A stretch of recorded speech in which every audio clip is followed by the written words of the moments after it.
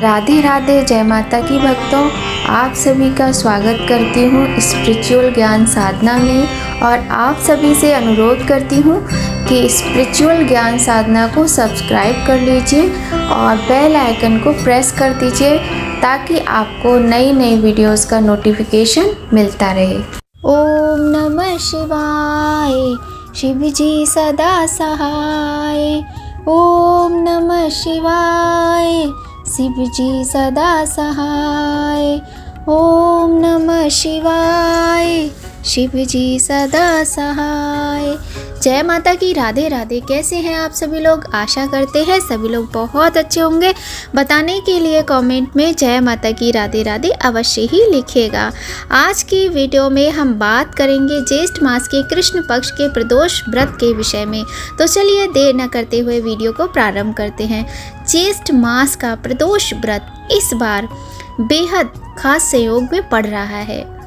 4 जून 2024 दिन मंगलवार को मासिक शिवरात्रि और प्रदोष व्रत दोनों एक साथ हैं, यानी कि मंगलवार को होने की वजह से ये भौम प्रदोष व्रत कहलाएगा। साथ ही इस दिन ज्येष्ठ मास का बड़ा मंगलवार है। इसके अलावा इस दिन शोभन योग और सर्वार्थ सिद्ध योग भी बन रहे हैं। इस दिन बड़ा मंगल होने की वजह से रुद्र अवतार कहे जाने वाले हनुमान जी की पूजा करने से भी लाखों करोड़ों अनगिनत भक्तों की हर मनोकामना पूर्ण होगी।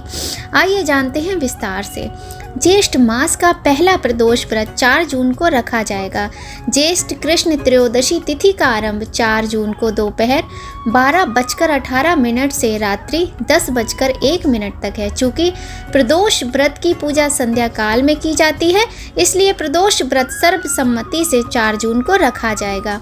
मासिक शिवरात्रि ज्येष्ठ कृष्ण चतुर्दशी तिथि का आरंभ 4 जून को रात 10:01 से होगा और 5 जून को रात 7:54 पर समाप्त होगी। चूँकि शिवरात्रि व्रत का मुहूर्त निश्चित काल का होता है, इसलिए मासिक शिवरात्रि का व्रत भी 4 जून को ही रखा जाएगा। मंगलवार को पड़ने के कारण इस व्रत को भौम प्रदोष व्रत कहा जाएगा। इस दिन भगवान शिव के साथ हनुमान जी की पूजा करनी चाहिए। जिन लोगों की कुंडली में मांगलिक दोष होता है या फिर विवाह में बाधाएं आ रही होती हैं, उनके लिए भौम प्रदोष व्रत की पूजा करना बहुत ही शुभकारी माना जाता है।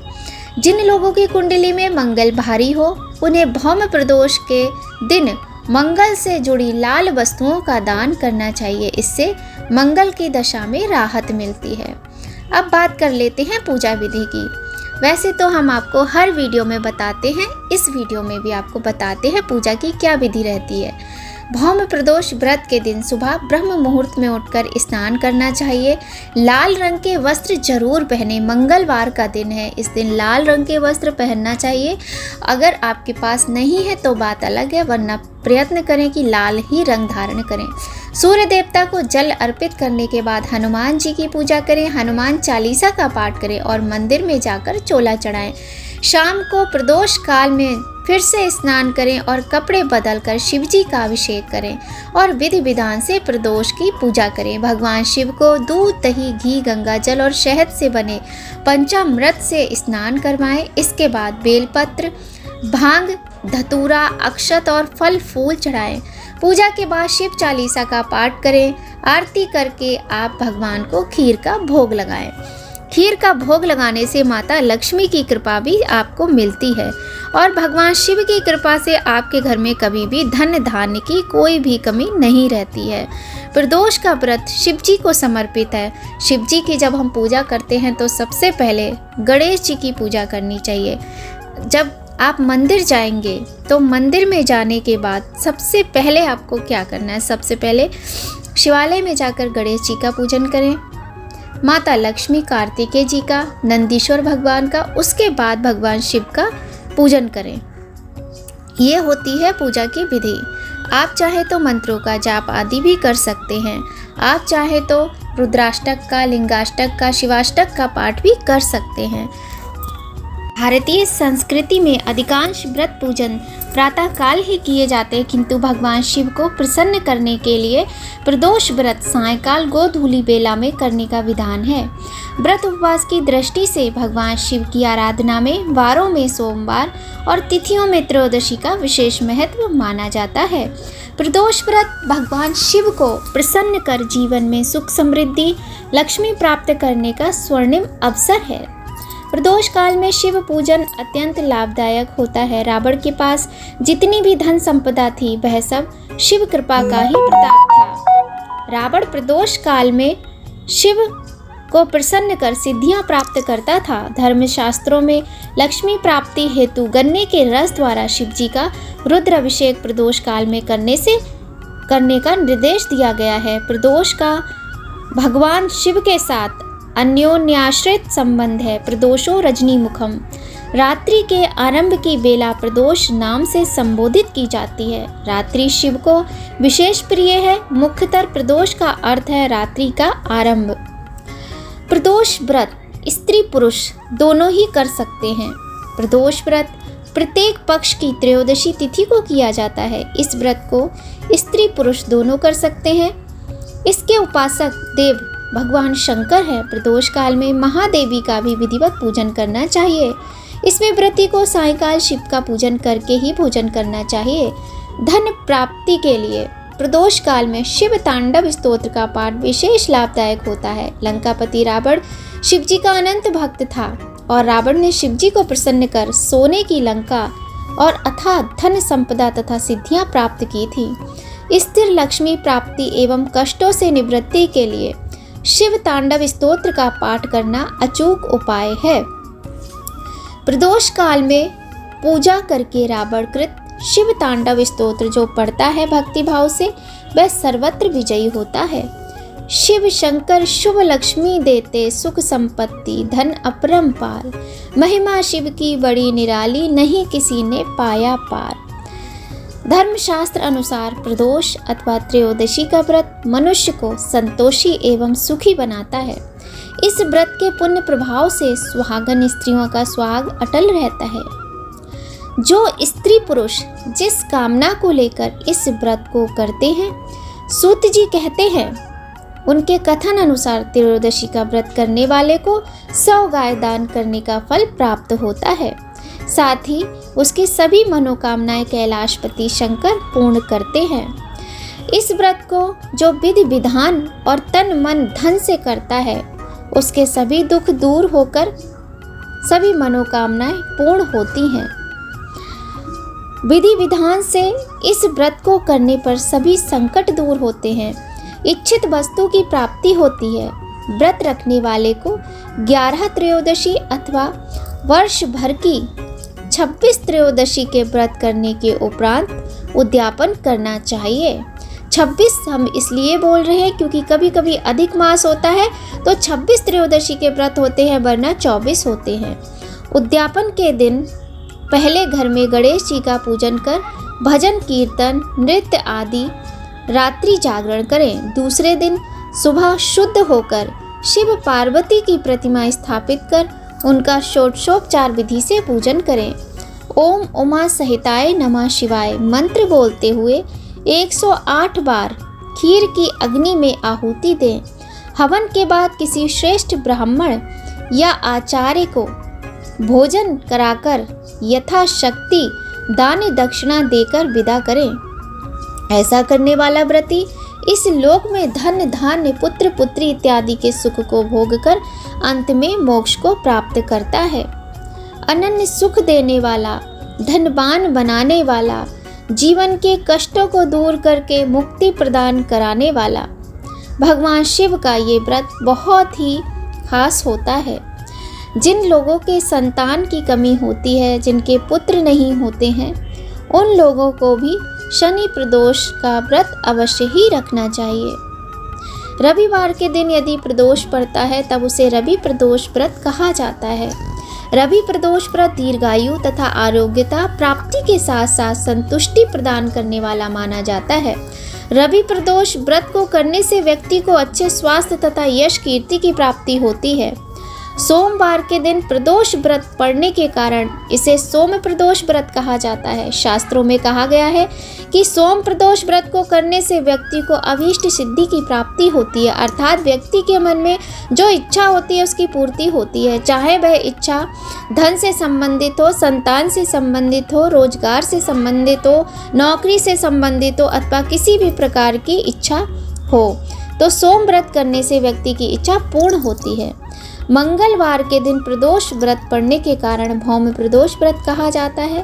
शास्त्रों के अनुसार भौम प्रदोष व्रत कर्ज से मुक्ति के लिए अत्यंत महत्वपूर्ण माना जाता है। यदि व्यक्ति अपने जीवन में किसी भी प्रकार के कर्ज से पीड़ित है तो उसे भौम प्रदोष व्रत पूर्ण विधि विधान के साथ करना चाहिए। इससे निश्चित ही उसके जीवन में कर्ज से मुक्ति प्राप्त होती है। गुरुवार के दिन होने वाले प्रदोष व्रत को गुरु प्रदोष व्रत कहा जाता है। गुरु प्रदोष व्रत स्त्रियों के लिए अत्यंत ही महत्वपूर्ण होता है। ऐसा माना जाता है कि गुरु प्रदोष व्रत करने से दाम्पत्य सुख, पति का सुख तथा सौभाग्य की प्राप्ति होती है। शनि प्रदोष व्रत, शनिवार के दिन प्रदोष व्रत पड़ने के लिए शनि प्रदोष व्रत कहा जाता है। शनि प्रदोष व्रत संतान की प्राप्ति, संतान की उन्नति व संतान के कल्याण के लिए अत्यंत महत्वपूर्ण होता है। शनि प्रदोष व्रत करने से व्यक्ति को संतान से संबंधित किसी भी प्रकार के सुखों की कमी नहीं रहती है। शुक्र प्रदोष व्रत धन प्राप्ति के लिए, दाम्पत्य जीवन के सुख के लिए विशेष माना जाता है। शुक्र प्रदोष व्रत रखने से दाम्पत्य जीवन की सभी परेशानियां समाप्त होती हैं और माता लक्ष्मी की कृपा भी प्राप्त होती है। जैसे जैसे बार में प्रदोष व्रत आता है उस प्रदोष का महत्व उसी के अनुसार बढ़ता जाता है। रविवार से लेकर शनिवार तक पड़ने वाले प्रदोष व्रत का अपना अलग अलग महत्व होता है और व्रत बहुत ही विशेष होता है। जो भी इस व्रत को करता है भगवान भोलेनाथ उसकी मनोकामनाएं अवश्य ही पूर्ण करते हैं। हमने आपको यहाँ पर प्रदोष व्रत की संपूर्ण जानकारी दी। अगर वीडियो अच्छी लगे तो पहले आप लाइक कर लीजिए, नहीं तो आप भूल जाएंगे। भौम प्रदोष व्रत करने से व्यक्ति को जीवन में व्याप्त आर्थिक तंगी से मुक्ति मिलती है। इस बार भौम प्रदोष व्रत है। 4 जून 2024 को भौम प्रदोष व्रत रखा जाएगा। तो आज की जानकारी अगर आपको थोड़ी भी अच्छी लगे तो वीडियो को लाइक जल्दी से कर दीजिए और चैनल को सब्सक्राइब कर लीजिए। राष्ट्रे सोमनाथम च श्रीशैले मल्लिकार्जुनम उज्जैनां महाकालम ओंकारं मलेश्वरम परल्यां वैद्यनाथम च डाकिन्यां भीमशंकरम सेतुवंदे तु रामेशम नागेशम दारुकावने। यह 12 ज्योतिर्लिंग का मंत्र है। इस मंत्र का जाप करने से आपको अनन्य फल की प्राप्ति होती है और भोले बाबा इस मंत्र से बहुत अधिक प्रसन्न होते हैं। आज हम आपको अपनी वीडियो में लिंगाष्टक का पाठ सुनाएंगे। लिंगाष्टक का पाठ करने से भगवान की असीम कृपा प्राप्त होती है। भगवान शिव को मनाने के अनेक तरीके हैं, बहुत सारी पूजाएं हैं जो करके हम भगवान शिव को मना सकते हैं। भगवान भोलेनाथ इतने सीधे, इतने भोले हैं कि वो बहुत जल्दी प्रसन्न हो जाते हैं। तो वीडियो में बने रहिए अंत तक और इस वीडियो का लाभ उठाइए, आपको बहुत पसंद आने वाली है। आज की वीडियो बहुत ही सुंदर सा लिंगाष्टक का पाठ हम यहाँ पर आपको सुनाने वाले हैं। तो वीडियो को पूरा देखिएगा बिना स्किप किए। और जो भी प्यार आप लोग दे रहे हैं उसके लिए आप सभी का बहुत बहुत धन्यवाद। इसी प्रकार से अपने इस चैनल को अपना प्यार देते रहिए और चैनल को सब्सक्राइब करते रहिए, शेयर करते रहिए, लाइक करते रहिए। तो चलिए अभी हम प्रारंभ करेंगे लिंगाष्टक का पाठ। सबसे पहले बोलिए गणेश भगवान की जय, भगवान भोलेनाथ की जय, माता गौरी की जय, नंदीश्वर भगवान की जय।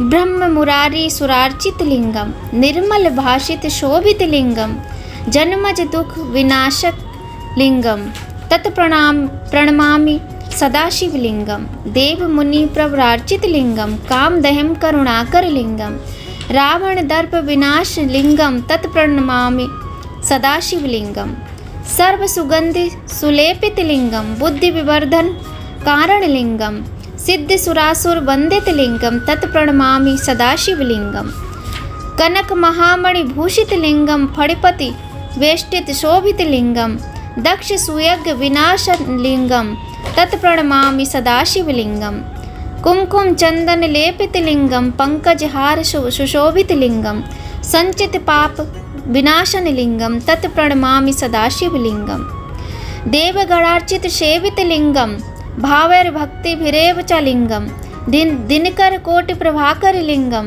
तत्प्रणमामि सदाशिवलिंगम अष्टदलों परिवेष्टित लिंगम सर्व समुद्भव कारण लिंगम अष्टदरिद्र विनाशित लिंगम तत्प्रणमामि सदाशिवलिंगम सुरगुरु सुरबर पूजित लिंगम सुरवन पुष्प सदार्चित लिंगम परात परम परमात्मक लिंगम तत्प्रणमामि सदाशिवलिंगम लिंगाष्टक मिदम पुण्यम या पठेत शिव सन्निधौ शिवलोकम वाप्नोति शिवेन सह मोदिते। शिव पूजा करते समय लिंगाष्टक का पाठ अत्यंत शुभ माना जाता है। श्रावण मास के समय लिंगाष्टक का पाठ करने से मन को असीम शांति प्राप्त होती है। आप लिंगाष्टक का पाठ पूरे 12 महीने प्रतिदिन कर सकते हैं। भगवान शिव की असीम कृपा प्राप्त होती है और बहुत ही सुंदर ये पाठ है। चलिए अब हम आपको एक आरती सुनाते हैं भगवान शिव और माता पार्वती की। ये आरती हम स्वयं करते हैं, वही हम आपको सुनाने जा रहे हैं। शीश गंग अर्धांग पार्वती सदा विराजत कैलाशी नंदी भृंगी निरत करते हैं गुण भक्तन शिव की दासी। शीतल मंद सुगंध पवन बह बैठे हैं शिव अविनाशी करत गान गंधर्व सप्त स्वर राग रागनी अति गासी। यक्ष रक्ष भैरव जहाँ डोलत बोलत हैं बन के बासी।